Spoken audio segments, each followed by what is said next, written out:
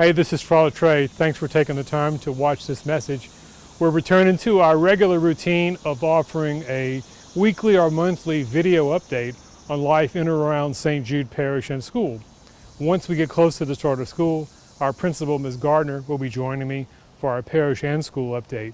It may be weekly, it'll be monthly for sure, but I'm looking forward to getting back to that with her. You may recall we started the updates during the pandemic, and given the usage of social media by everybody, we figure it's going to be one of our best ways to keep you up to date. Speaking of keeping you up to date, I thought I'd give a quick one on some summertime projects that have gone on here at church and school. 4 of them. They may seem trivial and insignificant, but they're really not, and they're all made possible because of your sacrifice, your financial stewardship. So again, up front at the beginning, I want to thank you for that, because you're the ones who make all this possible. I've said it 100 times. The living stones, that's you and me, that's all of us as people. The stones are the tools that God provides us to do the work we do, and a big part of that is you and your giving. So I'll list out the 4 projects, then I'll go back real quickly and I'll explain them to you just briefly, and then you'll also be seeing over my voice some footage of these various projects that have been going on. The first we've already talked about, and it's up and running, and that's our new St. Jude Prayer Chapel. There is a plan to construct a separate chapel in our long-range plan, but we're just not there yet. We're close to paying off the debt on the church, but in the meantime, we've taken a room in the administration building, room 102, and we've converted it into a chapel for private prayer. All group prayer, for example, if a group wants to pray the rosary or whatnot, should be done in the church, which remains open every day at the normal times. But the prayer chapel is private. It should be kept totally silent all the time, and it's in 102. You just enter the administration building by way of the plaza. The plaza is located to the west of the church. You walk straight across the lobby into 102, where now there is a sign that says chapel. The Blessed Sacrament is reserved there, and on the sign it also says, please maintain silence at all times. So please take advantage of it, of this place to go and pray. If you want to stop by during your lunch break or any time during the day, take advantage of this sacred, quiet space. It's open for the time being, Monday through Thursday, 8 a.m. to 8 p.m., and Friday, 8 a.m. to 12 noon. So that's Project 1, our prayer chapel. Project 2 been completed recently, although there's some landscaping work going on around it, and that has to do with our 2 St. Jude Church and School signs. There's a sign located on the corner of Highland Road and Gardier Lane, and there's a sign located at the entrance of our parish office.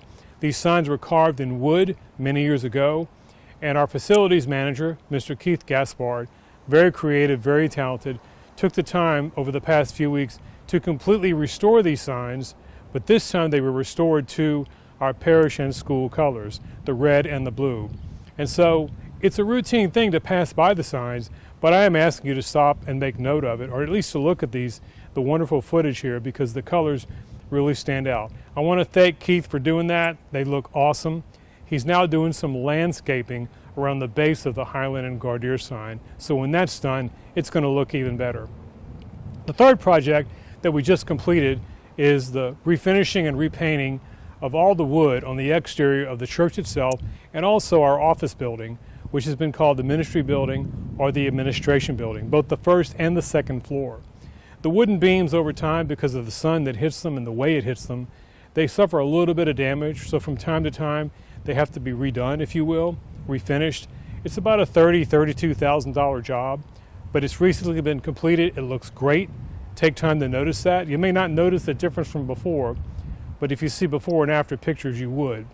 And again, all of that is possible because of your financial stewardship and your sacrifice. So take time to notice this work that's been done and completed. And lastly, and certainly not least of all, we usually take time during the summer to do any projects at school associated with our school properties.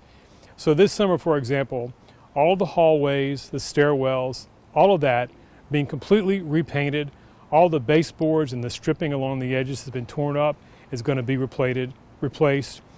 The footage that you're seeing today is right in the beginning of that project, when that stuff has been pulled up and ready to be replaced with new borders along the hallways. But again, that's because of your sacrifice. It's because of the skillful way that our school administration, our school finance council manages our funding, that we're able to do that. Commissioner Mike Telich is one of our parishioners, and he's also on the School Advisory Council Buildings and Grounds Committee. He's kind of overseeing the project, and I thank him and all of his help for doing that. Our school looks great. It's a Blue Ribbon School. We got that award in 2020. We can't forget that because it was right on the tail end, if you will, of the pandemic. That was so much work involved in that, and we want to keep our campus looking beautiful. So this is just a little bit of what's been going on in and around parish and school this summer. The place to end is where I began. None of this would be possible without your financial stewardship and your sacrifice. More than anything, I thank you for choosing to make our parish and our school part of your life, to be a part of our community. I thank you for the gift of your presence, your ministry, your awesome singing on Sunday, and so on, and just for being a part of this place that we're really happy to call very much like family. Thank you for that, and we'll be back with another update very soon. Have a great summer and happy 4th of July.